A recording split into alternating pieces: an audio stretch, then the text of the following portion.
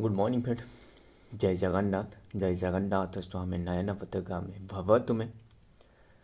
आइए आज की डेली करंट अफेयर की शुरुआत करते हैं, यानी जगन्नाथ की नाम लेते हुए आज की डे की शुरुआत करते हैं।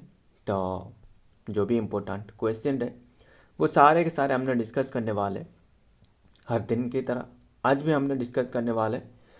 मतलब बिना टाइम वेस्ट करे, बिल्कुल भी टाइम वेस्ट ना करके जो भी पॉइंट रहे वो सारे के सारे टू द पॉइंट डिस्कस करें। 9 दिसंबर की बात है, तो आइए देखते हैं। वैसे भी देखते देखते दिसंबर मंथ तो ख़त्म ही होने ही वाला है। तो आइए देखते हैं फर्स्ट क्वेश्चन क्या आ रहा है। देखिए इम्पोर्टेंट है, ध्यान में रखना। What is the name of the India third indigenous nuclear powered ballistic missile submarine. Submarine जानते हो ना, जो पनडुब्बी रहे, क्या रहे, पनडुब्बी। देखिए मतलब इंडिया ने अभी के टाइम में चर्चा में रहे जो कौन रहे, जो नावल चीफ रहे, जानते हो ना नावल चीफ कौन रहे। ये जो अनाउंसमेंट करी गई है, असल में नावल चीफ जो दिनेश कुमार त्रिपाठी रहे ना, इन्होंने ये अनाउंसमेंट करी है कि इंडिया की थर्ड इंडिजिनियस जो न्यूक्लियर पावर सबमराइन बैलिस्टिक सब। देखिए न्यूक्लियर जो सबमराइन है ना, असल में सबसे खतरनाक होती है। मतलब एक ही बार जब इसके फ्यूल देने के बाद मतलब कई कई महीनों तक वो पानी से ऊपर नहीं आते थे। मतलब पानी के जो सतह पर वो नहीं आने वाले हैं एक ही बार जो कि फ्यूल लेने के बाद। बट अगर जो डीजल से चलने वाला या फिर और भी जो भी फ्यूल रहे ना, वो मतलब रिकॉर्ड होती है जो कि काफ़ी ज़्यादा मात्रा में जो फ्यूल रहे वो नहीं ले पाती है ना, ये तो पता ही होगा। एंड जो न्यूक्लियर रहे, मतलब जो क्या रहे, जो यूरानियम रहे, थोरियम रहे, है ना, मल्टेन सॉल्ट जो यूज करी जाती है, वो जो सारे के सारे रहे वो असल में काफ़ी ताकत होती है इसमें। तो इसीलिए एक ही बार फ्यूल लेने से कई महीनों, मतलब लगभग 4 या फिर 5 महीने तक वो पानी के अंदर ही रहते हैं, ध्यान में रखिएगा। एंड सारे के सारे जो फूड आइटम और जो भी रहे वो लेने के बाद वो रह जाती है। तो इसलिए काफ़ी खतरनाक साबित हो सकता है। मतलब पता ही नहीं चलने वाला है कि अगर ये कहाँ रहे, तो ध्यान में रखना। तो ये सबसे इम्पोर्टेंट है। तो ये बैलिस्टिक मिसाइल रहे, बैलिस्टिक मिसाइल मतलब पनडुब्बी से जो कि अटैक करने वाला है बैलिस्टिक मिसाइल। तो इसे हाल ही में जो कि चर्चा में रहे, तो अनाउंसमेंट करी गई है जो दिनेश कुमार त्रिपाठी रहे इनके द्वारा। तो इसका नाम है INS अरिदमन। क्या रहे, INS अरिदमन। देखिए इससे पहले हमने 2024 में हमने डिस्कस करी थी, एक क्या था, INS अरिहंत के बारे में, है ना, भूल गए क्या। INS अरिहंत, ये जो देख रहे हैं ऑप्शन डी पर लिखी गई है, ये क्वेश्चन का आंसर ये नहीं है।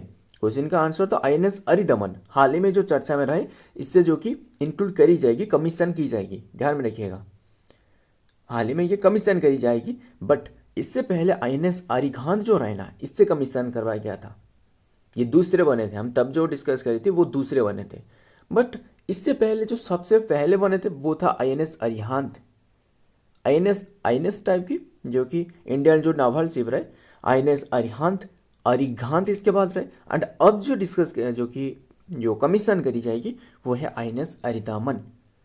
क्लियर। तो ध्यान में रखना सारे के सारे बातें। आर्मी चीफ कौन रहे, सॉरी नावल चीफ तो दिनेश कुमार त्रिपाठी हो गया। एंड आर्मी चीफ कौन रहे, उपेंद्र द्विवेदी रहे, है ना। कितने नंबर की जानते हो ना, 30वां नंबर की, 13th नंबर की, है ना।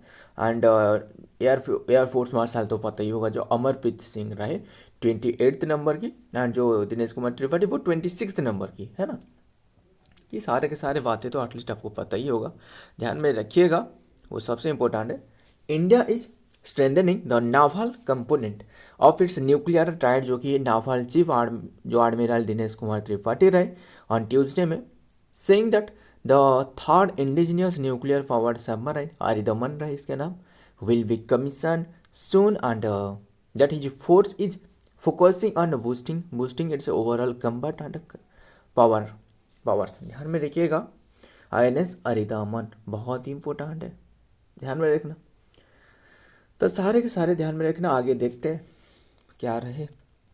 एंड और एक पूछ रहा हूँ, बताना आर्मी जो डे रहे वो कौन से डे को ऑब्जर्व करी जाते हैं, है ना, नेशनल आर्मी डे, वो 14 या फिर 15 रहे, 15, यस 15 जनवरी रहे, ध्यान में रखना, पूछा जाता है काफ़ी बार। 15 जनवरी आर्मी जो कि आर्मी डे, एंड ध्यान में रखना 8 अक्टूबर को जो कि एयर फोर्सेस डे रहे, एंड जो हाल ही में डिस्कस करी थी 4 दिसंबर, वो क्या था बताना, क्या था वो? जो 4 दिसंबर था इंडियन नावल डे, है ना। नेक्स्ट देखते हैं, इंपॉर्टेंट क्वेश्चन है। Who is the author of the book 11th hour करके एक बुक लॉन्च करी गई है, किसके द्वारा? ये है सलमान रुश्दी। हमने इसके बारे में काफ़ी बुक के बारे में इनकी डिस्कस करी है ना, सलमान रुश्दी काफ़ी इम्पोर्टेंट भी इन्होंने मतलब राइटर रहे। जैसे इन्होंने भारतीय मूल की रहे, इसीलिए इम्पोर्टेंट है, इंडियन ओरिजिन। देखिए इन्होंने इंडियन ओरिजिन तो रहे, बट इनके पास इंडियन सिटीजन था, और इसके बाद अभी के टाइम में यूके की भी सिटीजन रहे। ध्यान में रखना, यूनाइटेड किंगडम एंड यूएस की भी सिटीजन रहे। देखिए इंडिया में तो वैसे नहीं है कि डबल सिटीजन के बारे में, क्या है इंडिया में डबल सिटीजन के बारे में? आंसर है नहीं, इंडिया में डबल सिटीजन तो अलाउ नहीं है। तो ध्यान में रखिएगा, बट इन्होंने भारतीय मूल की रहे, अभी के टाइम में इनकी यूके, ध्यान में गया यूके और यूएस की जो कि सिटीजनशिप रहे। और बात करें जो सलमान रुश्दी, इन्हें बुकर प्राइज मिल चुकी है 1981 में। जानते हो ना कौन सी बुक के लिए? वो था मिडनाइट चिल्ड्रन। मिडनाइट चिल्ड्रन जो 10th में रहे ना, 10th में मिडनाइट चिल्ड्रन नाम करके एक टॉपिक था मिडनाइट चिल्ड्रन के बारे में, है ना। तो इसी टॉपिक के लिए इन्हें दी गई थी 1981 में नोबेल, सॉरी दी गई थी कौन सी? Booker prize. ध्यान में रखिएगा। एंड मुझे बता सकते हो बुकर प्राइज की जो शुरुआत रहे वो कौन सी ईयर में, जानते हो ना? बता देता हूँ, बुकर प्राइज की शुरुआत 1900 क्या था 69 में, यस 1969 में। एंड 1969 में भी वो जो दादा साहेब फाल्के अवार्ड रहे ना, वो भी शुरुआत करवाया गया था, दादा साहेब फाल्के अवार्ड। ध्यान में रखना सारे के सारे, तो इतनी बात ध्यान में रखना। एंड बात करें किसके बारे में, तो ये रहे मिडनाइट चिल्ड्रन। और इनके द्वारा क्या कौन सी बुक लिखी गई है वो रिकॉल कर सकते हो। एक था जो नाइफ मेडिटेशन आफ्टर जो कि अटेम्प्ट टू मर्डर, है ना, जो 2024 में हमने डिस्कस करी थी। क्या था? जो नाइफ मेडिटेशन, लिख देता हूँ, knife meditation after attempt to murder, है ना। और एक था द स्टैनिक वर्सेस, क्या था? द सटानिक या फिर स्टैनिक, क्या था? सटानिक वर्सेस, है ना। ध्यान में रखना ये सारे के सारे बात है। एंड बात कर रहे हैं हमने दादा साहब जो बुकर प्राइज़, ये 1969। और काफ़ी सारे बुक रहे और जो प्राइज़ रहे वो मुझे बता सकते हो।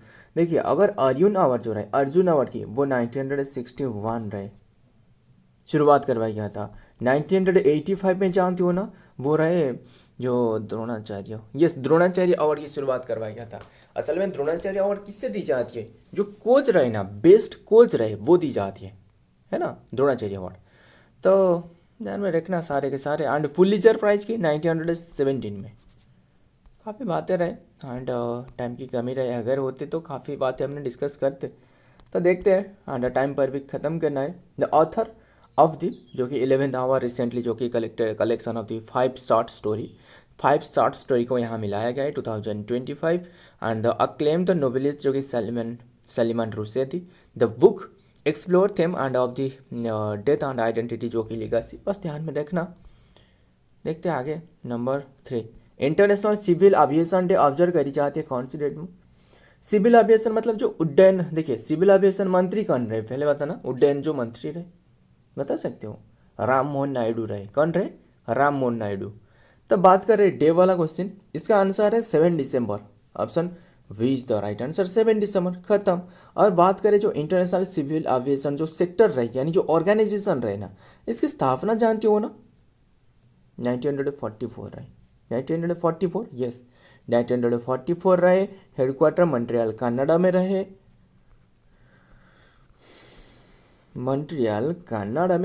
एंड अभी के टाइम में जो सेक्रेटरी जनरल रहे वो है जुआन कार्लोस। एंड अभी के टाइम में पता ही होगा ना, काफ़ी चर्चा में रहे जो इंडिगो एयरलाइन रहे। क्यों जानते हो ना, क्यों रहे इंडिगो एयरलाइन जो चर्चा में? मतलब काफ़ी सारे इंडिगो एयरलाइन की जो प्लेन रहे वो कैंसिल हो रहा है। लगभग अभी के टाइम में लगभग 700 या फिर 800 या फिर इससे भी ज़्यादा हो सकता होगा, ये कैंसिल हो चुकी है ना।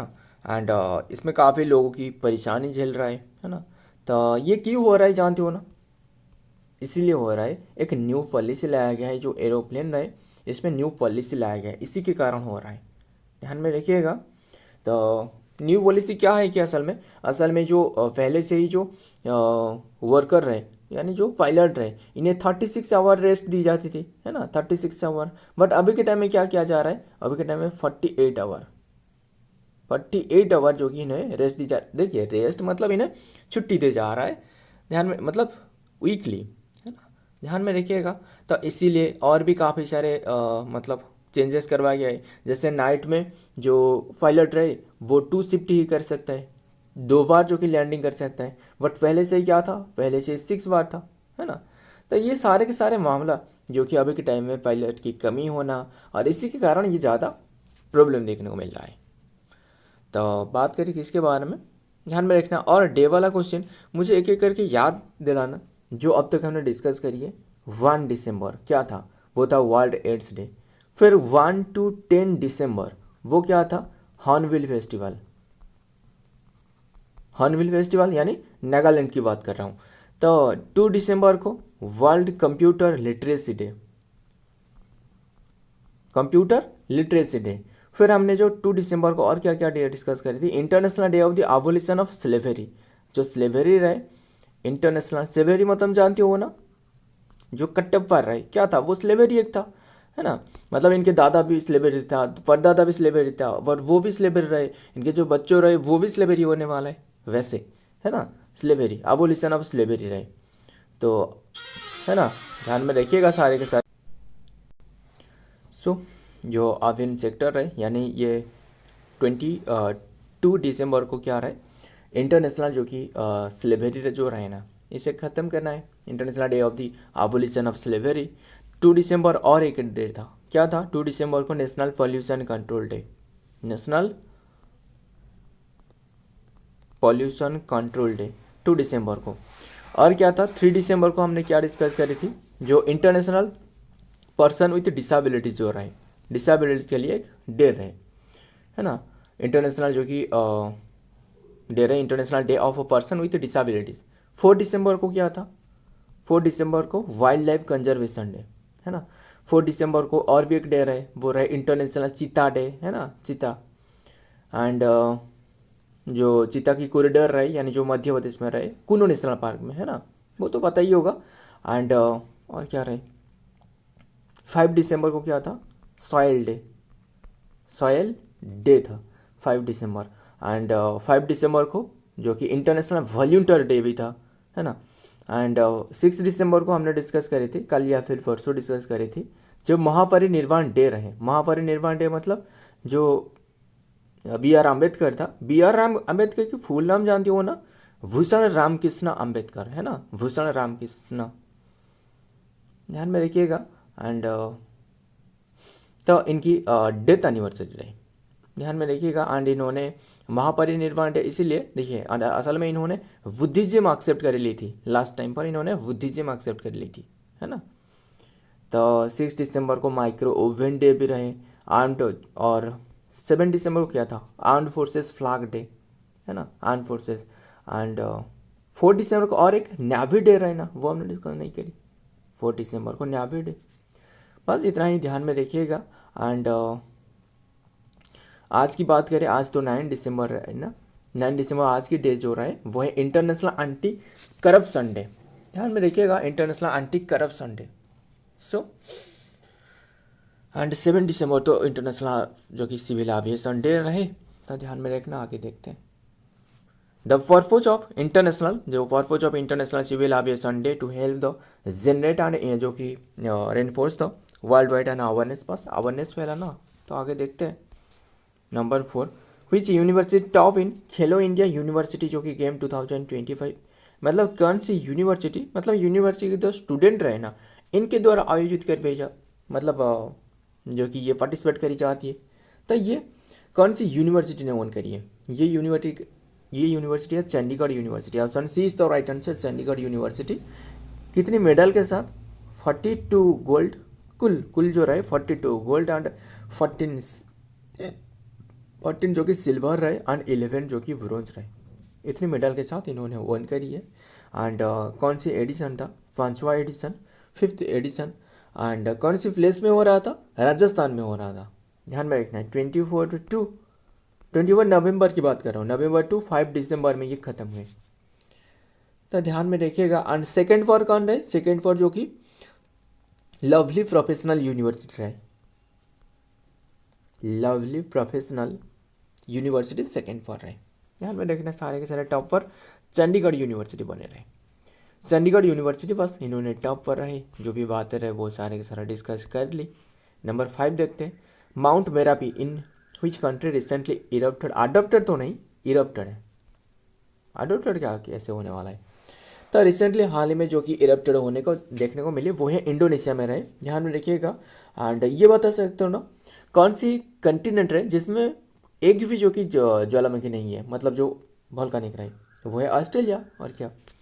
एंड ध्यान में रखना। एंड मुझे बता सकते हो जो लावा रहे और एक रहे क्या रहे, माग्मा रहे, इसमें डिफरेंस बता सकते हो? देखिए, मान लो ये रहे वोल्केनिक एरप्शन, यहाँ वोल्केनिक एरप्शन हो रहा है। अगर जो लिक्विड पार्ट जो अंदर में रहे, लावा के अंदर में जो रहे, ये जो धरती की सतह के नीचे पर रहे, इसे कहा जाता है माग्मा। क्लियर? माग्मा कहा जाता है।